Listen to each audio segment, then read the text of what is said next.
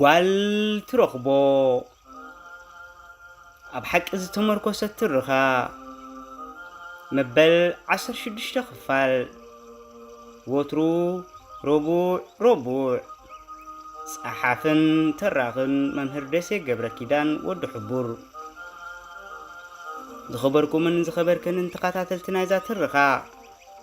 ኣብ ዝሓለፈ ረቡዕ መበል 15 ክፋል ዮሃና ካብ ራሻይዳ ወፂያ ኣብ ሸገራብ ከም ዝበፅሐትን ሸገራብ ናብራ ኣዝዩ ስለ ዝኸበዳ ነብሳ ኣሕሲማ ብኣዝዩ ውሑድ መሃያ ኣብ ቤት ሻሂ ትሰርሕ ከም ዝነበረትን እቲ ህይወት ለውጢ ስኢናትሉ ገዲፋቶ ዝረኸበ ይርከበኒ ኢላ ምስቶም ካብ ሸገራብ ዝብገሱ ዝነበሩ ንሓጀር ከም ዝተበገሰትን ኣብ ጽሕኤ ገዲፈኩም ነይረ ሎሚ ድሮ ረባዕ ኣኺሉ ከዓ መበል 16 ክፋል ሒዘልኩም መፅእ ኣለኹ በዓል ይሆና ብለይቲ ነቲ ባሕሪ ናይ ሸገራብ ብጃልባ ጌረን ሰገርኦ እሞ ካብቲ ባሕሪ ርሒቖም ኣብ ሓደ በረኻ ደቂሶም ሓደሩ እተን ምስኣ ዝነበራ ኣዋልድ ነብሰን ደርብየን ኣብቲ ጸምጸም በረኻ እናተገላበጣ ኣብ ዓሚቕ ድቃስ ጥሒለን ነበራ ይሆና ግን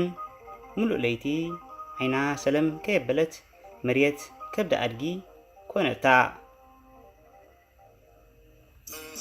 ሓደ ካብቶም ሰንሰርቲ መፂኡ ያላ ተንስኡ ኢሉ ንኩሎም ኣተንሲኡ መሪሕዎም ጉዕዝኡ ቀጸለ ነዊሕ ኪሎሜተራት ምስ ተጓዓዙ መሬት ረፊዱ ስለ ዝነበረ ፀሓይ ሙቐታ ሰዲዳ ከተርስኖም ጀመረት እቲ ኣጋር ሰንሳሪ ኣብ ሓደ ዕሙር ኣግራብ ዘለዎ ቦታ ኣብፂሕዎም ካብዚኣ ሓደ ሰብ ከይንቀሳቐስ መግብን ማይን ከምፃልኩም እየ መካይን ከዓ ክመጻኹም እየን ካብዚ ብመካይን ኢኹም ንሓጀር ትኸዱ ምስ በሎም ኣወዳቶም ኣዋልዶም ሕራይ ኢሎም ኣብ ትሕቲ እተን ኣግራብ ዝነበረ ጽላል ኮፍ በሉ ድሕሪ ሓደ ሰዓትን ፈረቓን ድማ ሰለስተ ጀለብያ ዝተኸደኑ መጺኦም ያላ ተበገሱ ኢሎም ማይ ከየስተዩ መግቢ ከየብልዑ ናብተን ኣርሕቕ ኣቢሎም ዓሽጎመን ዝነበሩ ሰለስተ ፒክኣፕ ዝዓይነተን መካይን ወሲዶም እናሳፈርዎም ከለዉ ሓደ ካብቶም ሰብ ጀለብያ ንዮሃና ያ ሕልዋ ኢሉ ብቋንቋ ዓረብ ብትግርኛ ጽብቕቲ ብኢዳ ስሒቡ ኣብ ጋበኛ ናይታ መኪንኡ ኣእተዋ ንዝደስተውዓለት ሓንቲ ጓል ድፍረት ዓረብ ብምዝራብ ክደፋ ሓብተያ ኢላቶ ዮሃና ንዕቲ ነፍስኺ እዩ ደሊኪ በለታ በኣንስታዊ ኣዘራርባ ዮሃና ፍርሒ ፈጥፈጥ እናበለት ካብታ ጋበኛ ወፅያ ንላዕሊ ደየበት እሞ ስሕዋታ ተጸንበረት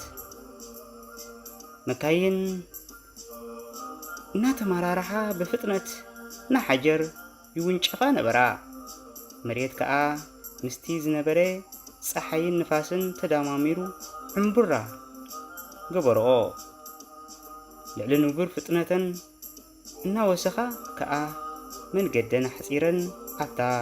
ብቁፅሪ ብዙሓት ኤርትራውያን ተኸዚኖምላ ዝነበሩ እትፍለጥ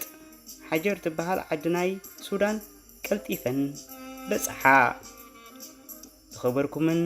ዝኸበርከንን ተኸታተልቲ ናይዛ ትርኻ መበል